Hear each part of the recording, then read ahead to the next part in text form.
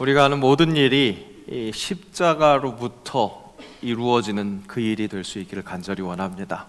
모든 호흡, 모든 일의 그 에너지는 다른 것이 아닌 예수 그리스도의 그 십자가, 그 은혜가 우리를 살 수 있게 하고 움직일 수 있게 한다는 것, 입술로, 마음으로, 전심으로 고백하는 여러분 한 분 한 분 되시기를 진심으로 축복합니다.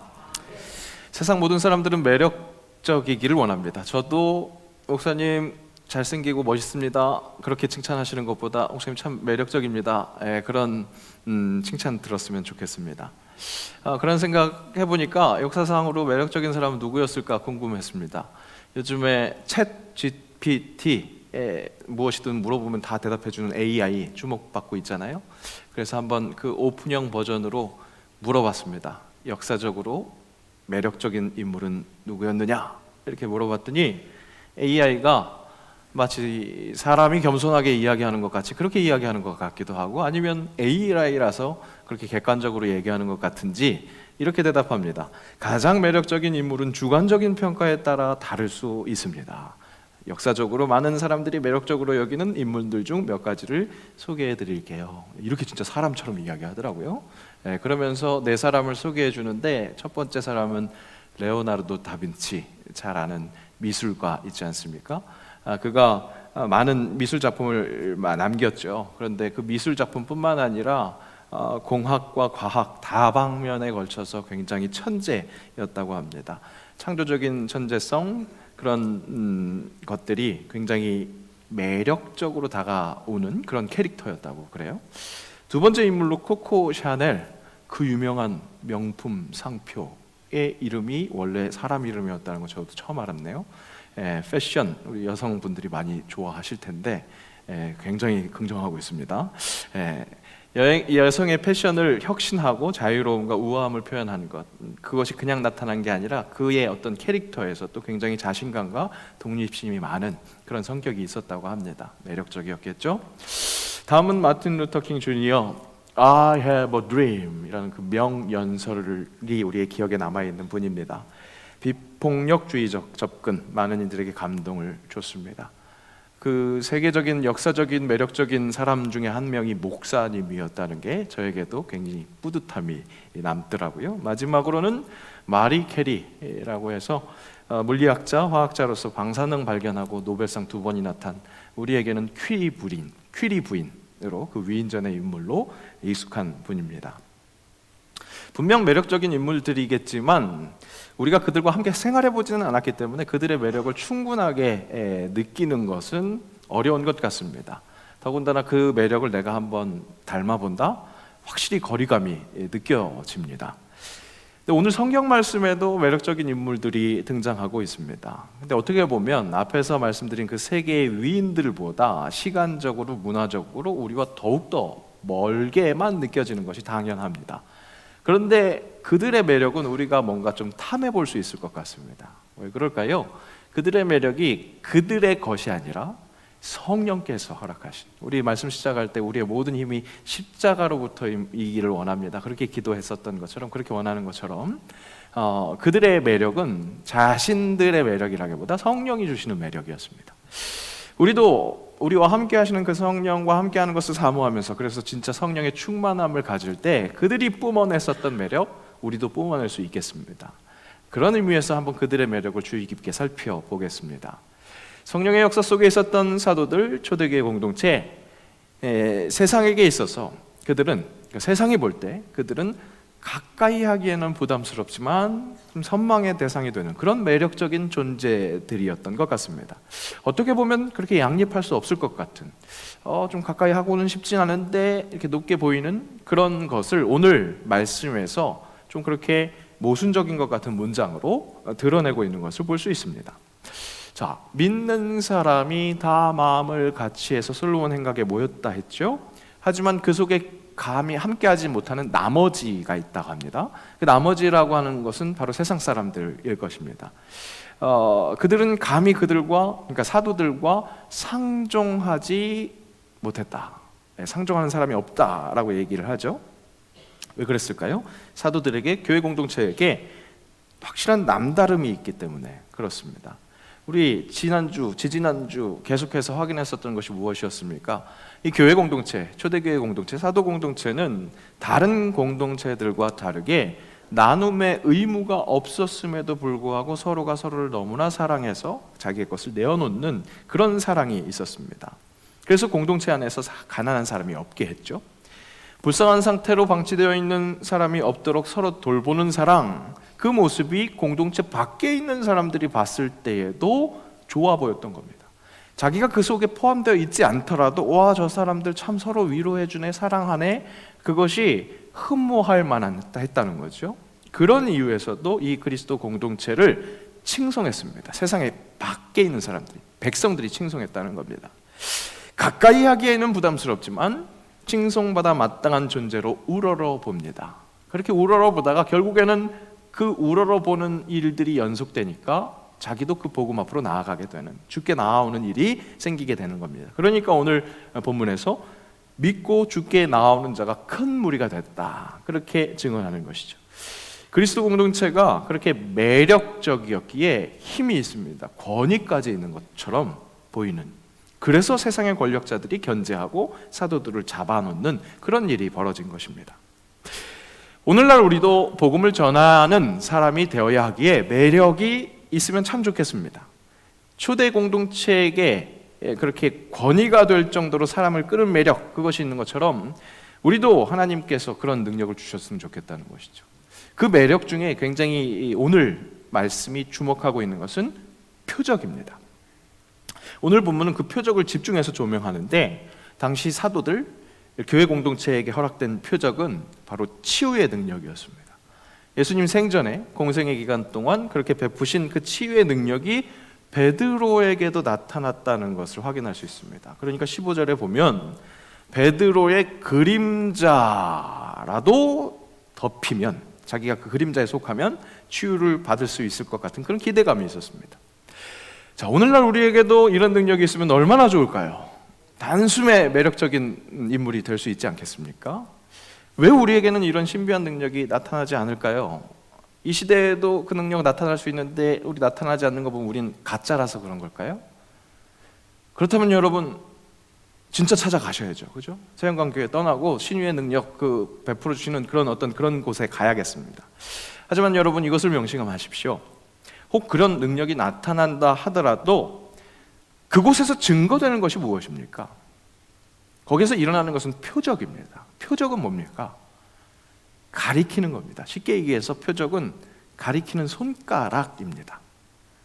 가리키는 것이 무엇이냐, 그것이 중요하다는 거죠. 표적이 일어나는 그 자리가 표적이 중요한 것이 아니라 결국 표적이 가리키는 하나님, 예수 그리스도만이 진짜입니다. 그것이 중요하다는 겁니다. 오해하는 경우들이 있습니다. 표적이 일어나는 곳이 그곳이 진짜다 라고 오해하는 겁니다. 그건 그야말로 오해입니다. 표적은 가리키는 게 있다는 겁니다. 신유의 능력으로 놀라운 역사들을 베풀었었던 교회들이 오해하다가 결국에는 소멸하게 되는 그런 일들을 보게 됩니다. 그런 일들 속에서 무슨 일이 일어나는 겁니까? 나름 통해서 역사하는 것, 그것이 내가 맞다를 증명해 주는 거야, 그런 생각을 하게 됩니다. 그러다가 내가 맞다를 넘어서서 나만 맞다로 변화되는 것이 2단, 3단 되는 겁니다. 사도행전에 나타나는 놀라운 역사, 표적, 이 시대에도 일어날 수 있습니다. 그건 옛날 일이지 그렇게 이야기할 것 아닙니다. 왜 그렇습니까? 하나님의 역사는 시대와 문화에 제한되지 않기 때문에 그렇습니다. 이 시대에도 일어날 수 있습니다. 그렇지만 그 일이 일어나는 곳이 진짜다라는 것을 말해주기 위해서 그 일이 일어나는 것 아니라는 것이죠. 그 표적이 일어나는 것은 그 표적이 가리키는 예수 그리스도가 진짜다라는 것을 나타내 주는 겁니다. 그리고 그 표적은 성령 하나님이 진짜라고 알려주시는 그 표적은 다양하게 교회가 받은 은사대로 나타나게 되어 있습니다. 많은 증거가 뚜렷하게 자주 나타나는 그런 교회 공동체도 있습니다. 반면에 소소한 증거들이 가끔 보이는 그런 교회도 있습니다. 칭찬받는 교회가 있는가 하면 책망받는 교회가 있죠. 칭찬도 받고 책망도 받는 그런 교회가 있습니다. 그 사실이 요한계시록에 나타난 소아시아 7교회를 통해서 우리가 알 수 있습니다. 그렇게 가지각색의 교회가 은사대로 쓰임을 받습니다. 그럴 때 나타내는 것은 무엇입니까? 그 교회가 진짜다라는 것을 나타내는 것이 아니라 그 교회가 가리키는 예수 그리스도가 진짜다라는 것을 드러낸다는 겁니다. 우리 교회도 그렇게 하나님의 능력이 나타나야겠습니다. 그래서 세상 사람들에게 매력적으로 어필되면 좋겠습니다. 베드로에게 나타난 그 치유의 능력 주시면 얼마나 좋겠습니까? 그것도 사모합시다. 별로 아멘 안 하시네요. 네. 어느 날 갑자기 이근영 목사에게 치유의 능력이 나타나서 막 모두 다 일어나고 막 다 회복되는 것, 그 일도 일어날 수 있습니다. 그런데 그보다 더욱더 중요한 것, 이미 허락하신 달란트가 무엇인가, 그것을 돌아봐야 합니다. 내 손에 이미 들려있는 지팡이가 무엇인지 그것을 돌아볼 필요가 있다는 겁니다. 오늘 사도행전에 나타난 베드로를 포함한 사도들의 그 모임 안에서 일어났었던 그 치유의 능력, 표적은 어쩌면 3년 동안 내내 예수님의 그 치유의 능력, 그 표적을 봐왔기 때문에, 익숙했기 때문에, 그들의 손에 들려있었던 지팡이가 치유의 능력이었기 때문에 그것이 일어난 걸 수도 있겠습니다. 그렇다면 오늘 내 손에 쥐어진 지팡이 무엇인가, 그것을 잘 찾아봐야 한다는 거죠. 여러분, 당신이 하는 일상의 일, 내 손에 너무나 익숙한 그것이 하나님이 쓰시는 지팡이이신 줄 믿으시기를 바랍니다. 하나님이 쓰시지 않으면 영 이상하게 그냥 쓰이고 말 것이, 하나님이 붙어서 쓰시면 하나님의 역사를 드러내는 무기가 된다는 것, 그것이 지금 내 손에 들려있다는 것, 그것을 확인해야 한다는 겁니다. 모세는 한때 이집트의 왕자였습니다. 한참 잘 나가던 때였죠. 세상적인 기준으로 봤을 때는 모든 것 다 누릴 수 있는, 손에 쥔 것이 많은, 그때가 그의 인생의 전성기인 것 같습니다. 40년 동안 그 세월을 살았습니다. 그 시절 모세가 하루는 자기 핏줄 히브리 동족이 이 애굽 사람에게 이렇게 고통당하는 것, 그것을 목격합니다. 젊은 혈기에 그 애굽 사람을 쳐 죽이죠. 돌로 쳐 죽입니다. 그것이 탄로 났을 때 동족들, 이 유대 사람들도, 히브리 사람들도 자신을 배척하는 것을 경험하게 됩니다. 갑자기 개밥에 도토리 된 것처럼 어디에도 낄 수 없는 그런 왕자가 되어버린 겁니다. 순식간에 나락으로 떨어집니다. 미디안으로 쫓겨나듯이 나가게 됐습니다. 아무것도 없는 존재가 됐습니다. 그때 얻은 아들의 이름이 게르솜이었습니다. 그 뜻이 내가 타국에서 객이 되었습니다. 그 객 생활이 40년이었습니다. 잘 나갔던 40년과 똑같은 시절 40년, 암흑기 동안 무엇을 지탱해 줄 수 있었던 것, 지팡이 하나 있었습니다. 아무것도 가진 것 없는 것 같은 모세를 위로해주고 양을 치고 그 광야에서 험한 것을 상대할 때 사용했었던 그것, 너무나 유용한 지팡이였죠. 모세와 매일 함께 해주는 것, 마음의 위안이 되기도 했을 겁니다. 그 지팡이 하나 들고 지내왔던 그 외로웠던 시절이 다 지나가고 이제는 때가 됐습니다. 왕자 40년이 전성기였던 것 같지만 하나님의 그 계획하심 속에서는 노년의 마지막 그 40년, 그것이 전성기였습니다. 그 전성기를 위해서 하나님 부르십니다. 모세를 부르실 때 어떻게 부르십니까? 내 손에 무엇이 있느냐? 그렇게 물어보십니다.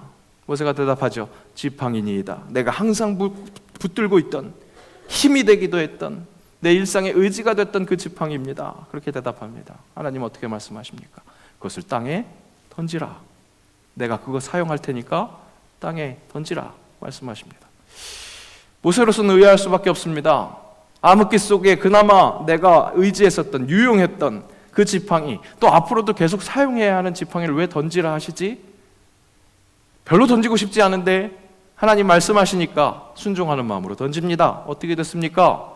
뱀이 됐습니다. 모세가 피합니다. 왜 피했을까요? 물까봐. 그죠? 물릴까봐 피합니다. 그런데 하나님 뭐라 말씀하십니까? 그 꼬리를 잡으라. 뱀꼬리 잡아보신 분 계세요? 네. 저도 잡아보진 않았지만 네. 그림이 그려지지 않습니까? 바로 물릴걸요? 팍 물릴걸요? 매일 들고 있던 지팡이, 아무 생각 없이 계속 그것을 의지하고 붙들고 있으면 어느 순간 물릴 수 있다는 것을 가르쳐 주십니다. 그리고 그 지팡이를 하나님이 사용하신다고, 그 하나님이 명령하는 지금 새롭게 붙잡으라, 그렇게 말씀하십니다. 그렇게 주가 쓰신다 하실 때, 그래서 그 지팡이를 다시 잡을 때 그 지팡이는 그저 양이나 치고 늑대나 쫓는 그 정도의 지팡이가 아니라 홍해를 가르고 바위에서 물이 나게 하시는 그 하나님의 지팡이가 된다는 것을 알려주십니다. 그 매력으로 이스라엘 백성들에게 선한 영향력을 끼칠 수 있다고 말씀해 주십니다. 하나님은 그런 나의 지팡이를 사용하십니다. 내 손에 들려있는, 지금 들려있는 그 지팡이를 말입니다. 오늘 사도들의 손을 통해서 표적과 기사가 일어난 것처럼 혹 우리 손에 드는 지팡이가 그 표적하고는 비교되지 않는 굉장히 작은 것이라 할지라도 나에게 허락된 그 달란트로 복음을 전파하는 일에, 필요한 일에 감당하게 하는 것, 우리를 보라 외칠 수 있는 것, 꼭 신비하게 드러나는 어떤 이때까지 없었던 은사가 아니라 내 손에 들린 그 지팡이가 쓰임받습니다. 이미 내 손에 들린 그 지팡이를 발견하십시오. 그것으로 드러날 표적, 다른 것이 아니라 살아계신 하나님, 나를 위해서 죽기까지 그 사랑을 표현하신 예수 그리스도의 그 사랑을 나누는 그 자리에서 그 사랑의 모습으로 표적이 일어나는 겁니다. 그 사랑의 모습으로 나도 매력적인 사람으로 보여질 수 있겠지만 그 매력이 중요한 것이 아니라 그 매력이 가리키는 예수 그리스도, 그것을 드러낼 수 있다는 것이죠. 생명나눔 장기 운동, 우리 장기 기증 운동 설명해 주신 것처럼 분명 법적 구속력이 없습니다. 그래서 실은 서양만 하는 것 그다지 어려운 것 아니라고 생각할 수도 있습니다. 그런데 이 똑같은 행사를 세상의 그런 단체에서 가서 하면 이 서양률이 훅 떨어진답니다. 10%도 안 된답니다. 근데 교회에서 할 때는 그것과 월등히 차이가 나죠. 왜 이런 일이 일어납니까? 교회는 나에게 들린 지팡이로 이미 주신 하나님의 그 사랑을 함께 나누는 그 일에 쓰임받아야 하는 사람이라는 것을 알고 있기 때문에 그렇습니다. 성령께서 나를 향한 예수 그리스도의 사랑이 주신 것이 얼마나 큰 것인지 깨닫고 알게 하고 실천하게 하기에 그 은혜가 얼마나 귀한 것인지 이미 알려주셨기 때문에 그렇습니다. 지난주 우리는 계속해서 그리스도 공동체 안에서 선한 일, 서로가 서로를 챙기는 그 선한 일이 어떻게 일어나느냐? 은혜가 있을 때 가능했다고 그랬죠. 은혜가 부어질 때 그 일이 일어나는 겁니다. 우리는 은혜를 받았습니다. 어떤 은혜였습니까? 아버지 하나님께서 그 아들을 버리시는 그 은혜였습니다. 여러분, 하나님과 예수님의 관계를 부자지간으로 설명하는 건 눈높이 교육이에요. 우리 사람이 그나마 알아들을 수 있을 법한 그 관계를 설명한 거죠.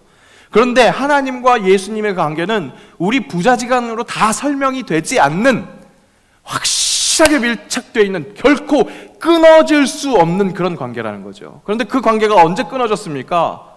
예수 그리스도가 십자가에서 죽으실 때 그 완벽한 사랑이 끊어졌습니다. 왜요? 나를 살리기 위해, 영원히 죽을 수밖에 없는 나를 영원히 살리기 위해 아버지와 아들로도 설명이 되지 않는 그 완벽한 관계를 포기하셨다는 겁니다. 그 은혜 어떻게 표현합니까? 형언할 길이 없습니다.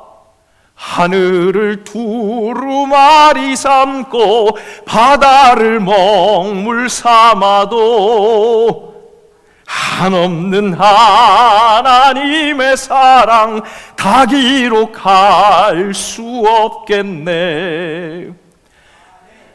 우리가 받은 은혜가 그렇게 표현할 수 없는 은혜라고요. 그 사랑을 담아서 큰 것이 됐든지 작은 것이 됐든지 내 손에 들려있는 그 지팡이를 가지고 표적을 일으키는 것. 오늘 장기기증 서약은요, 여러분 끝이 아니에요. 지금 여러분 이거 다 지금 꺼내내라는 거 아니잖아요. 그죠? 약속입니다. 이 약속은 시작이에요. 어떤 시작입니까? 살아가는 이 모든 순간이 주 은혜임을 나는 믿네. 그 고백하면서 그 은혜에 합당한 반응 앞으로 하겠다고 하는 그 약속의 시작인 겁니다. 세계를 제패했던 알렉산더 대왕의 장래 일화가 유명하죠. 세계를 제패했습니다. 근데 30대의 이 왕이 요절합니다. 죽어가는 그 과정 속에서 이 세상에서 붙들고 있었던 그 많은 것, 누렸었던 것 아무것도 아니구나, 갈 때는 빈손으로 가게 되는구나, 이것을 깨달았습니다. 그래서 그 사실을 사람들에게 알려주기 위해서 자기 시신이 들어있는 관에 이 손이 드러나게, 빈손이 드러나게 그렇게 손을 내어놔 달라고 했습니다. 갈 때는 아무것도 없더라, 그것을 알게 해달라는 것이었죠. 지금 내 손에 들린 지팡이로 쓰임받습니다. 우리가 이 땅 떠나가는 그날에는 우리 손에 쥐어 있는 것 아무것도 없습니다. 흙에서 왔으니 흙으로 돌아가게 됩니다. 그 마지막에도 사랑에 실천하겠다는 결단, 내 죽음을 바라보며 삶의 가치, 의미를 돌아보게 되는 우리 사랑하는 자녀들과 유가족들에게 무엇을 전달해 주시겠습니까? 살아갈 수 있는, 먹고 살 수 있는 몇 푼의 물질? 풍족하게는 못 주더라도 그 정도 나눠주고 가야지, 그런 마음 있으십니까? 그것도 부모의 마음이고 사랑하는 가족의 마음입니다. 결코 가치가 없는 게 아니죠. 그런데 여러분, 그 물질도 결국 풀은 마르고 꽃은 시드는 것처럼 사라집니다. 없어집니다. 영원한 사랑 품고 이 땅을 떠난다는 그 강력한 메시지로 여러분 진짜 매력적인 사람 되시지 않겠습니까? 또한 그 일이 내가 매력적인 사람으로 남기 위해서가 아니라 그 표적이 가리키는 예수 그리스도의 사랑을 제대로 가리키면서, 그래서 결국 우리가 함께 영원의 나라에서 함께 살자, 그 메시지 전하는 것, 이 땅에 살아가고 마지막 남길 수 있는 진짜 귀한 그런 복음 되지 않겠습니까? 생명 나눔이라는 이 사명, 오늘 서약서 하나 쓰고 끝나는 거 아닙니다. 시작입니다. 진짜 내 손에 들려있는 지팡이 사용하셔서 주님이 주 되심을 알게 하옵소서. 세상 속에서 구별된 자로 주가 주 되심을 나 선포하리라. 매주 하는 그 찬양이 그냥 입에서만 맴도는 소리가 아니라 진짜 신앙의 결단으로 다른 사람들에게 가슴에 남겨지는 그런 복음이 될 수 있도록 귀한 기도, 귀한 그 은혜 함께 누리며 나누는 진짜 새 영광인들 되시기를 간절히 축복합니다. 하나님 허락하신 사랑을 돌아보며 사랑 나눔, 그것에 동참하는 예배를 허락하시니 감사합니다. 없던 것 새롭게 허락받는 것이 아니라 이미 내 손에 들려있는 지팡이가 무엇인지 돌아보게 하시고 그것을 사용하셔서 주가 주 되심을 나타내는 것, 그때 드러나는 우리의 매력이 어떤 것인지 발견하며 감격하며 또 우리의 삶을 주님께 올려드리는, 많은 사람들과 나누는 그 삶이 될 수 있도록 함께하여 주옵소서. 그래서 장차 임할 하나님의 나라를 이 세상에 선보일 수 있는 살아있는 새 영광 교회 되게 하옵소서. 예수님의 이름으로 기도합니다. 아멘.